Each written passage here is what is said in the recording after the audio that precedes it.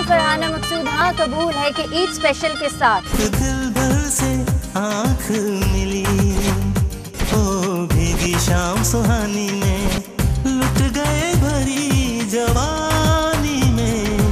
ये बहुत बुरी बात है, किसी को बुला के मेरा 5500 रुपया लग गया, तो अजय भी मेरे तो कोई तरस नहीं आ जमा सदके गले दी हसी, जमा सदके गले दी हसी, चुगी पाले वे कठिया बसिए वे एक फुल मोती दमार की जगह सोने।